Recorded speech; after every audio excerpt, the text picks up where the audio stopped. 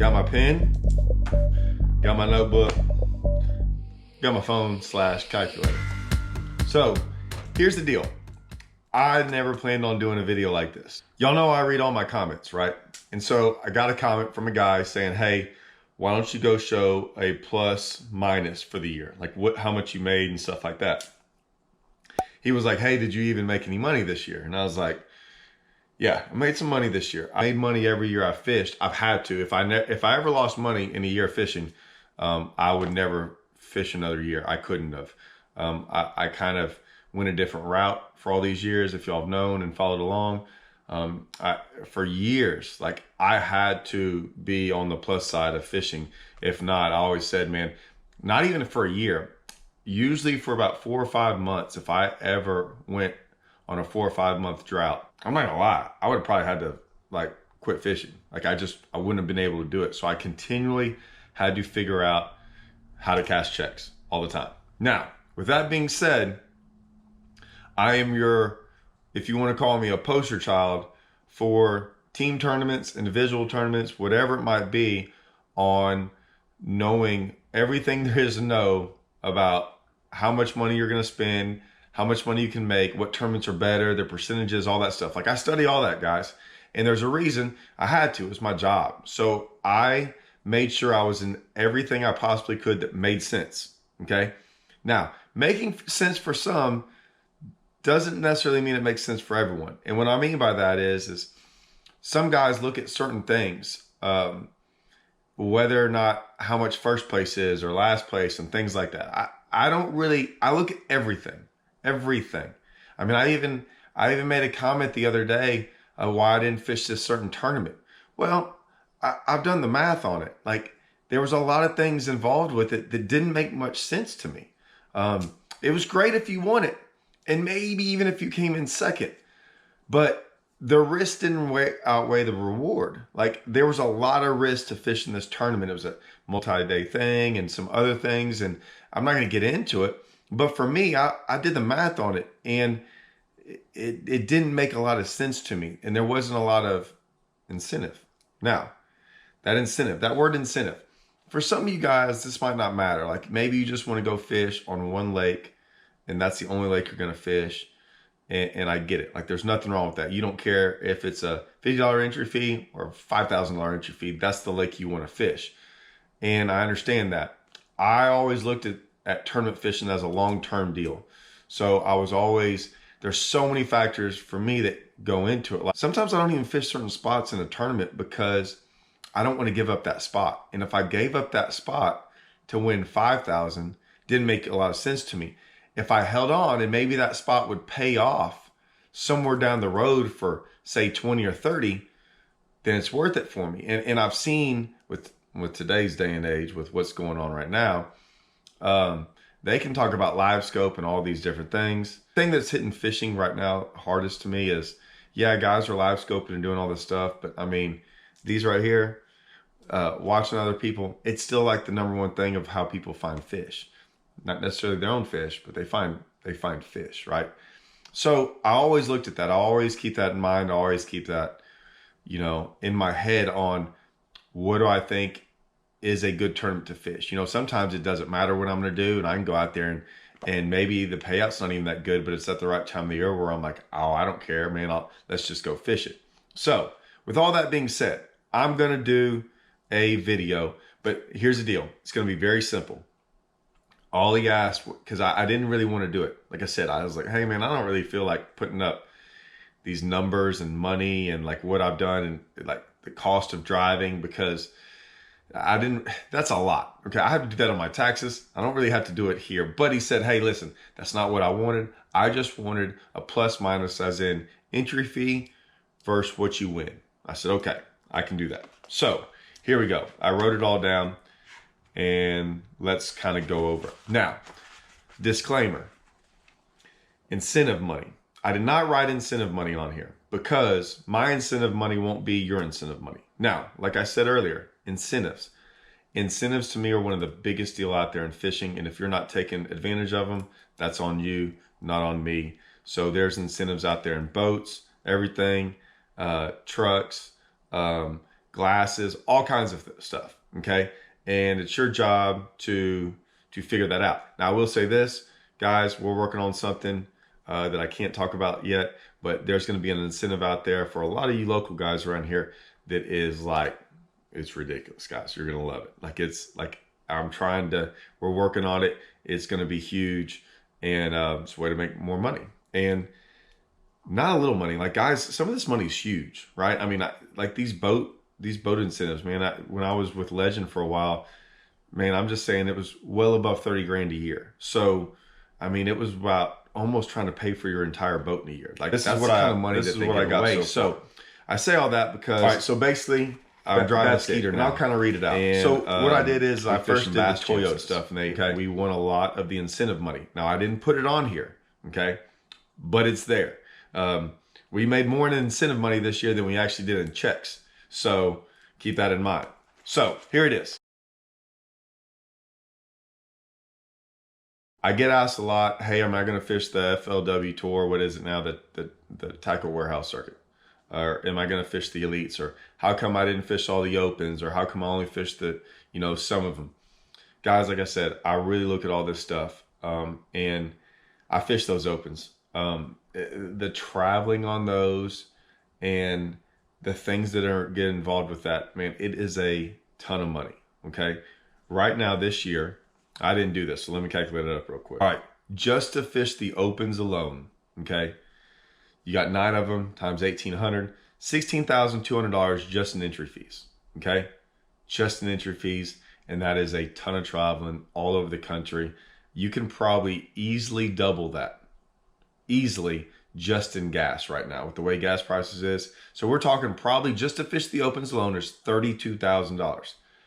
I can tell you how hard it is to win $32,000 in the Opens. It's almost impossible unless you win one or come in second, and then you basically got to come in the top 2 or top 3. Okay. Now, I bring all this up because I want to show you all something real quick. This is public knowledge. Now, if I go to the Major League Fishing page, and I'm not knocking this, I'm just telling you, like, because some of my most money I won this year was fishing Toyota Series. But the Tackle Warehouse Pro Circuit, okay? I'm just going to go right here to standings. My buddy Michael Neal, good dude, right? I stayed at his house over there when we were up there at Chick. Really cool dude, man, I like him a lot. He won first overall. Like I said, you can look this up. He won first overall in Angler of the Year for the Tackle Warehouse Pro Circuit last year, okay? This past 2021. So this is about a 2021 deal. So he won the points.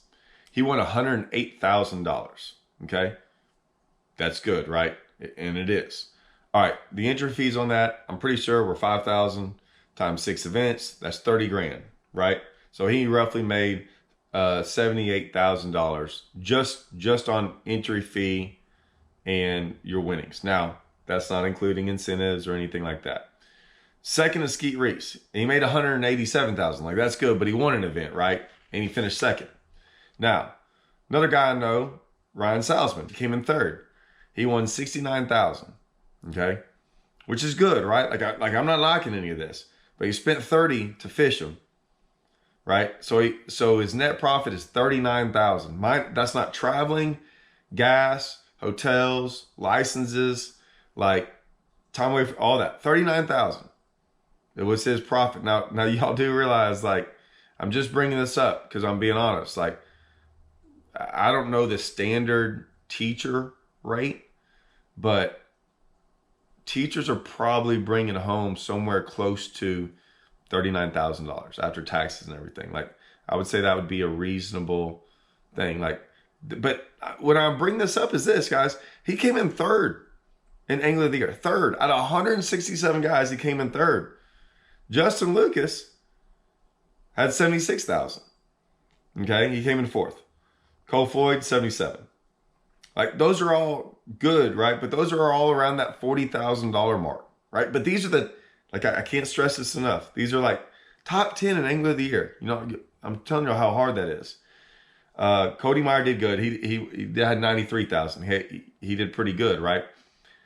Seventh is 62,000. So now we got it out of the top 6. and we went to 7th. And in 7th, there's a pretty big drop off. Now it's 62,000. So now we're down to a $32,000 profit. Mike McClellan, or Jeremy Laurier's at 61. Mike McClellan's at 56. I mean, that's 26,000. He's in 9th. 10th is 53. That's 23,000. Top 10. Okay, you're 10th place overall, which is freaking hard to do in the tackle world. 53,000. I mean, now there's some other ones up there around 78, 60, 50, 50. Bobby Lane, 102, but he won one. You know, and then it's 50s, 40s. I mean, when you're around 50, that means you're bringing in 20 to 25,000 a year just in profit. You're risking 30, okay? And let's just go average. I mean, 30th place, you know, around there is 50 to 60. You're putting up 30 to win 60. Like if you kind of have a bad little whatever, like you're risking a lot to make just like to double your money. I mean, risking a lot. And you're really not doubling your money, guys. You are on your entry fees and stuff, but we're not talking gas. Like you just throw another 15,000 in there for gas. So it's really around in gas and all that stuff, 45,000 minimum. On 6 events, you're going to spend $2,000. I mean, I know how far it is to drive down to Florida, like for me and some of these other places, and just the overall thing of what's going on. Like, you know, $300 or $400 to stay somewhere. I mean, dude, it's around two grand. I bring all that up because you are risking a whole bunch of money to win a little bit. Now there's going to be 6 guys on there who won events that got up there around that 100,000 mark. I get that, but listen, I can tell you about all 6 of those guys. You can ask them. Like, it ain't easy to go win one of those things, right? I mean, there's only 6 of them that did. So let's move on. So Toyotas alone, I fished 4 of them. Okay. And it cost me $6,800. That was my risk. Okay. Now, what I gained on that is this. 2 of them were at a place that I don't have to pay rent. They're kind of at my home lake. I live an hour from there at our place for free. And so that risk is pretty much gone. Like I don't have any of those expenses. The other one was at Grand, my buddy Hallman. I can stay up there for free. So 3 out of the 4 were housing was free. And the other one only cost me $200 because we kind of got a house now where a bunch of us can stay and it cuts down the cost. So I spent on housing for the Toyotas $200. I ended up doing pretty good. My worst finish, I think, was like 17th or 18th. And I got to go to the championship, which is a big deal, for free. That championship was free. So I got to fish a 5th event for free. I had to travel there, yes, and I ended up coming in like 6th. So I made another top 10 over here in 11th, and then I won Angler of the Year. So all that combined, like I said, 14,000 at the championship, which was bonus, 5,000 for Angler of the Year, which was bonus. But I made 37,907. 37,907, and I didn't have to put up 30 grand to make that. I put up 68. So let's just call it 7,000 to make 37,000. My risk was very, very low to win quite a bit. And here's the deal: when I fish these events, I get to fish everything else. Okay, when you fish Tackle Warehouse circuit and some of these, you don't get to fish any team event stuff, right? So, and I like these team events. Like I like to fish them. Like there's a lot of money involved, but here in Texas, they don't allow me to. Some of them do, some of them don't. Some have a 6-month, like you have to be out of it 6 months. Then I fished the 2 Bassmaster Opens, cost me $3,400. So I won $6,455. Okay. So there was a profit there. Bass Champs, 2,000 is what it cost me. We won $2,260. That's going to be split. And like I said, we won a couple of the Skeeter money, right? The Skeeter money was $2,500 for highest finisher. We got that twice, and then some other ones. So like we won more than just one check of a Skeeter incentive, where I don't even know what place we finished. I forget. We were the first highest place finisher than we did all year in just their actual checks. So like I said, incentives matter. TXTT, $1,400, I think, and we won $2,400. BFLs, I only fished 4 of them, so it was like $1,100. I won 3,000. I won $3,150. Fished a Hookset Brothers event on Palestine. which was pretty cool. Those guys were great, man. I recommend fishing that. Look that up. Hookset Brothers on Palestine. It's the same time every year in September. $150, I think, to enter. I believe. I guessed on that one. I'm pretty sure that's what it was. We won $2,000. I think we came in third. And then the TTO. So of all these, I came ahead in every single, what I call trails. Like every trail I fished, I came ahead. The TTO, that was 5,100. That's the new trail that has the most money. We just kind of didn't do good. But here's a kicker. We won, it was 5,100. We won a $1,950 check, and then we won Angler of the Year money, because even though we didn't get checks in every one of them, they paid top 10 Angler of the Year, which was like, we won an extra $1,600. So we ended up winning $3,550. So that was the only one we lost on, $1,500. That was it. So what I, like on the Bass Champs and some of those, I didn't take out my cut of half of it, right? So a Bass Champs is like 300, I think. I didn't do 150. I just said it would cost to fish those 2,000. My half is probably 1,000. Entry fees were 19,950. Now that's not all me. Like I said, some of those are going to be, I'd say like 10 events of those are cut in half. So the total that I won was 52,686. Now, like I said, I put up probably around, looking at it, probably around $1,600 to win 52,000.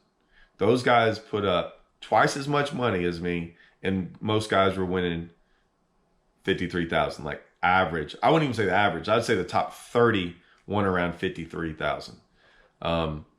But that's not what I won for the year. I won quite a bit of Bass Champs money. I mean, probably another Skeeter money, probably another, $5 to $6,000. Incentive monies for truck and boat and motor and stuff like that, probably another $5 or $6,000. So I mean, I have it all written down, but it's further than 50. So now we're talking like 65, somewhere around there. And I got to sleep in my house a lot, sleep in my own bed. I didn't, my expenses were probably a quarter of what they would be if I fished the tour. If I fished just the opens, oh my gosh, I can't even tell you all about how bad that is. I'm just telling y'all. Now, if you get all that paid for, hey, makes sense to go fish the tour, right? The Tackle Warehouse circuit. Even the opens, it makes a little bit of sense to go fish them, because at least if you fish the opens, you're still allowed to go fish other events, because most time that doesn't matter about their entry fee. This is the reality. This is the reality of it. And listen, I get to fish a lot of big stuff where we live. And this is what I've always done. I've actually cut back on tournaments. I used to fish so many more. I used to average about 45 tournaments a year. We used to go back to back, like Saturdays on one lake, Sundays on another lake. I think me and Jason did it one time where we left a Toyota Series and drove all the way to Amstead. We did a video on that. Those are fun. They're exciting. They're kind of different. They're hard. Like, they wear on you.